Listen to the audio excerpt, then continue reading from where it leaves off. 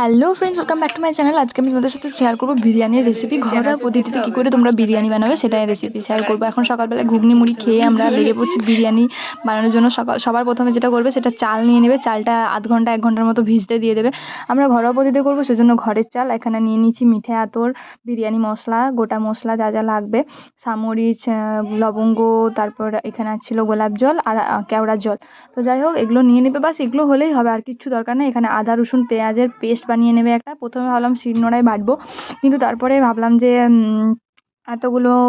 এতগুলো মানে বাটা যাবে না। সেজন্য মাকে বললাম মিক্সিটা বের করে দাও, কারণ আমাদের তো নিরামিষ আমিষের অনেক কিছু ব্যাপার আছে, সেজন্য আর কি আমরা অ্যাভয়েড করছি সব কিছু। আর যাই হোক, তারপরে আমরা মিক্সিতেই বেটে নিলাম। এই দেখো পেঁয়াজ কেটেছি, এগুলো বেরেস্তার পেঁয়াজ, বেরেস্তা হবে প্লাস মাংস কষা হবে।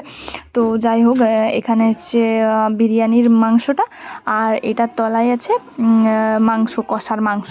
তো যাই হোক, একটা প্রথমে বড় হাঁড়ি নিয়ে নিচ্ছি। যদিও এত বড় হাঁড়িটা আমাদের প্রয়োজন ছিল না, কিন্তু একটা করেছি, ভাবলাম একটাতেই করে দিই।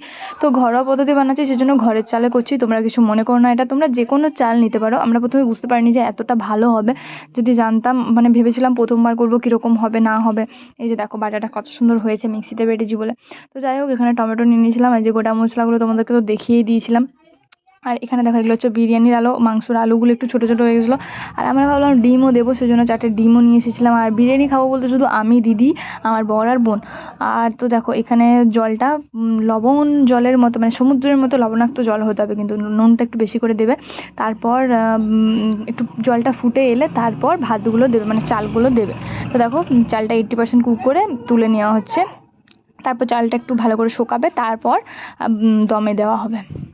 তো এখানে দেখো আমরা দুজন মিলে লেগে পড়েছি, আর ভাবলাম যে মাংস কষাটা করে দিই, কারণ অনেক বেলা হয়ে গেছিলো আর সারা দিন বৃষ্টি হচ্ছে, সারাটা দিন একটুকুনো বৃষ্টি থামেনি।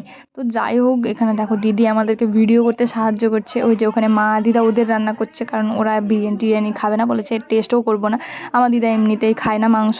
তো যাই হোক, এখানে দেখো আমি মাংস কষছি। আলুগুলো কিন্তু ভাজতে ভাজতে শেষ হয়ে গেছিলো, আর আলুটা ভাজার পর এত সুন্দর লাগছিলো খেতে। যাই হোক, সেজন্য আবার আলু কেটে আমাকে আবার দিতে হয়েছিলো মাংসতে।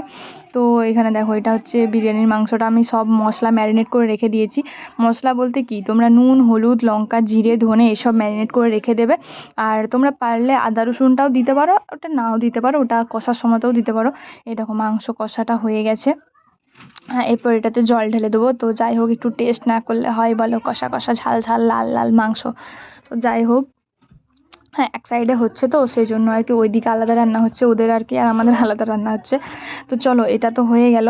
এবার জল ঢেলে ফুটিয়ে ওটা নামিয়ে দিয়ে আমি বেরেস্তাটা ভাজতে শুরু করেছি। বেরেস্তাটা অল্প দেখাচ্ছে, কিন্তু এটা অনেকটাই হয়ে গিয়েছিলো পরিমাণটা। তোমরা পরে বুঝতে পারবে, যখন এটা হাঁড়িতে দেবো তখন বুঝতে পারবে। তো যাই হোক, বেরেস্তা ভাজতে ভাজতে সব কিছু রেডি করে নিয়েছি। আর এই দেখো চালগুলো এখানে একটু ঠান্ডা হচ্ছে আর কি।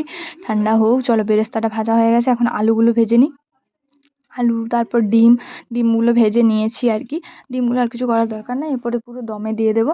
আর কিচ্ছু করার দরকার নেই, বাস। আর এরপরে দেখো আলুগুলো ভেজে এবারে লাল লাল করে ভেজে নিতে হবে, তারপর তুলে নিতে হবে। আবার কড়াই বসিয়ে দিয়েছি, দেখতে পাচ্ছ কড়াই পুরো গরম আগুন হয়ে গেছে। এরপর মাংসগুলো আর কি ভেজে নেবো। কড়াইটা একবারে লাল হয়ে গেছে, পুড়িয়ে দিয়েছি আমরা কড়াইটা। যাই হোক, প্রচুর তাপ হচ্ছে সেই জন্য আর কি। তো অল্প অল্প করে ভাজবো, একসাথে সব ভেজে নেবো না। আর এই ভাজার পরে আসল টেস্টটা হয় মাংসটার, খুব সুন্দর লাগে ভাজলে। তোমরা না ভাজতেও পারো, কিন্তু ভেজে করাটাই আমার মনে হয় ভালো লাগবে খেতে, ভাজলে টেস্টটা বেড়ে যায়।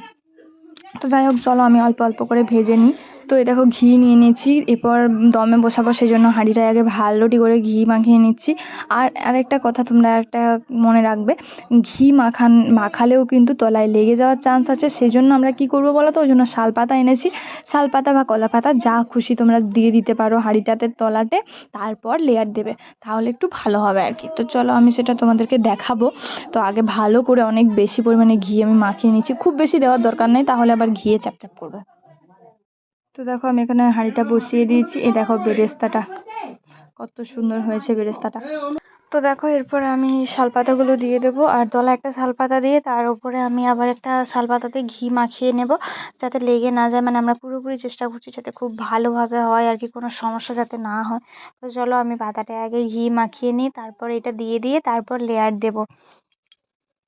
তো তো চলো এরপরে দেখি মাংসটা কি অবস্থায় আছে। এখানে মাংসটা যেটা পাশে হচ্ছে এটা তোমাদের ওই বিরিয়ানির মাংসটাই আর কি সেদ্ধ হচ্ছে। অল্প সেদ্ধ করে নেবো কারণ বেশিক্ষণ দমে দেবো না, তারপরে মাংসটা সেদ্ধ না হলে ভালো লাগবে না। দেখো এখানে যে গ্রেভিটা থাকবে সেই গ্রেভিটাও আমাদের কাজে লেগে যাবে, আর গ্রেভিটা দিলেই রঙটা হবে। আমরা কেশরটা দিইনি, কেশরটা দিলে একটু রঙটা হতো, কেশর দুধ। আমরা এখানে দইটা দিয়েছিলাম, কষানোটা তোমাদেরকে দেখানো হয়নি। যেরকম সিম্পল মাংস কষায় সেরকমভাবেই কষাবে, কোনো অসুবিধা নেই। জলটা একটু কম দেবে, আমার জলটা একটু বেশি হয়ে গেছিলো কারণ আমার জলটা মারতে অনেকটা টাইম লেগে গিয়েছিলো।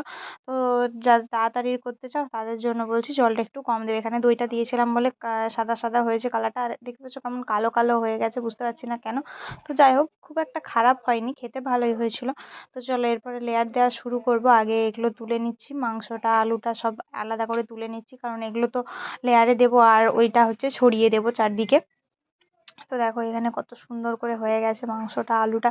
মাংসটা খেতে খুব সুন্দর হয়েছিল। প্রথমে মানে অল্প অল্প করে চারিদিকে ছড়িয়ে ছড়িয়ে দিতে হবে ভাতগুলো, মানে চালগুলো, মানে 80% যে কুক করে রাখা ভাতটা ছিল সেটা তার উপরে আরও, মানে আমি দিচ্ছিলাম, ভাবলাম যে বেশি করে দিই তাহলে ভালো লাগবে। আর তার উপরে দেবো হচ্ছে এই যে মাংস কষেছিলাম এটার যে ঝোলটা আছে এটা দিয়ে দেব, অল্প অল্প করে দেব। এটা এখন ফুটছে, ফুটে ফুটে একটু মরে গেলে আর একটু টেস্টটা ভালো হতো। তো যাই হোক সেই জন্য আমি গ্যাসটা অফ করিনি।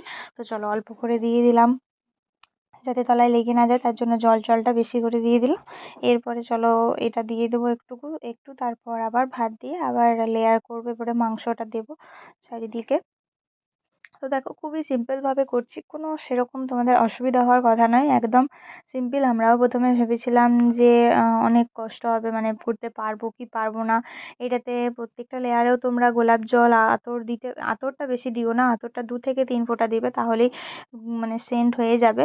আর বাকিটা তোমরা প্রত্যেকটা লেয়ারে দিতে পারো, বেরেস্তাটা তারপর মাংসটা। আমরা একটা লেয়ারেই মাংসটা দেবো, একটু পর করে আরেকটা লেয়ার করব, তারপরে ভাবলাম যে দেবো। এখানে আমি দুটো লেয়ার করে নিয়েছি, এরপরে মাংসটা দিয়ে দিচ্ছি। দেখতে পাচ্ছ আলুটা, মাংসটা, ডিমটা সব একটা লেয়ারে দিয়ে দিচ্ছি, আর একটাই লেয়ার করব, তারপর ঢাকা দিয়ে দেবো আর কি। তো চলো প্রসেসটা তোমরা দেখে নাও, আর দেখার কিছু নেই, কোনো সিম্পল ব্যাপার। এখন বিরিয়ানি সবাই করতে পারে, তো আমরা কখনো করিনি সেজন্য ভাবলাম প্রথমবার করি, একবার দেখি কেমন হয়, তারপরে বিরিয়ানির চালে করব। তো যাই হোক আমাদের প্রথমবার রেজাল্ট খুব ভালো হয়েছিল, এরপরে আমরা নিশ্চিন্তে করতে পারবো বিরিয়ানির চালে। তো খুবই ইজি ব্যাপার, কিন্তু প্রচুর খাটালি। একটা বিরিয়ানি করা মানে অনেকটাই খাটতে হয়, সারাটা দিন খাটলে তবে খেতে পাই। তাই যাই হোক সকাল থেকে শুরু করেছি আমরা তোড়জোড়, এখন প্রায় 1টা বেজে গেছে। আমরা 1:30টা পর্যন্ত দমে দিয়েছিলাম, তারপরে খুলেছিলাম হাঁড়িটা। চলো তোমরা তো দেখতেই পাবে, এই দেখো। তো এরপরে যাচ্ছে ফাইনাল লেয়ার। এর আগে একবার গোলাপ জল আর আতরটা সরি কেওড়া জলটা দিয়েছি এক এক ছিপি করে, তারপর ফাইনাল লেয়ার দেওয়ার পরে একটু বিরিয়ানি মশলা আর একটু ওই গোলাপ জল, আতর আর কেওড়া জল। আতরটা দেবে মাত্র 2 থেকে 3 ফোঁটা, বেশি দেওয়ার দরকার নেই। বেশি পরিমাণ হলে 3 ফোঁটা দেবে, বেশি অল্প পরিমাণ হলে 3-4 জনের মতো হলে 2 ফোঁটা দিতে পারো। এরপর দেখো ফাইনাল লেয়ার চলে গেল, এর উপরে বেরেস্তা দিয়ে দিচ্ছি, এই যে দেখতেই পাচ্ছ। এরপর এই গ্রেভিটা দিয়ে দেওয়া হলো, এরপর ঘি দিয়ে দেবো অল্প করে। তো যাই হোক আমি ভালোভাবে হয়তো রেসিপিটা দেখাতে পারলাম না, আবার দ্বিতীয়বার যখন করব তোমাদেরকে ভালো করে দেখাবো, আরও নিখুঁতভাবে সব কিছু বলে দেবো। তো যাই হোক যারা যারা বুঝতে পারলে খুব ভালো ব্যাপার, আর যারা যারা বুঝতে পারলে না তাদের জন্য নতুন ভিডিও আনবো খুব তাড়াতাড়ি আর কি। তো যাই হোক এরপরে দেখো দমে দিয়ে দেবো, এর উপর একটা ভারী জিনিস কিছু চাপা দেবে, কিন্তু যারা যারা ময়দা দিতে চাও সাইডে যে ময়দা দেয় ওরকমও দিতে পারো, কিন্তু আমি ভারী জিনিস চাপা দিয়ে দিয়েছিলাম। তো যাই হোক আমার বিরিয়ানি এখন রেডি হয়ে গেছে। তো দেখো এখন ঢাকাটা খুলছি, এত সুন্দর একটা বিরিয়ানির সেন্ট আসছিল, পুরো বাড়ি বিরিয়ানির সেন্ট হয়ে গেছিলো, খুব সুন্দর হয়েছিল খেতে। সত্যিই আমরা ভাবিনি যে প্রথমবারেই এত সুন্দর হয়ে যাবে।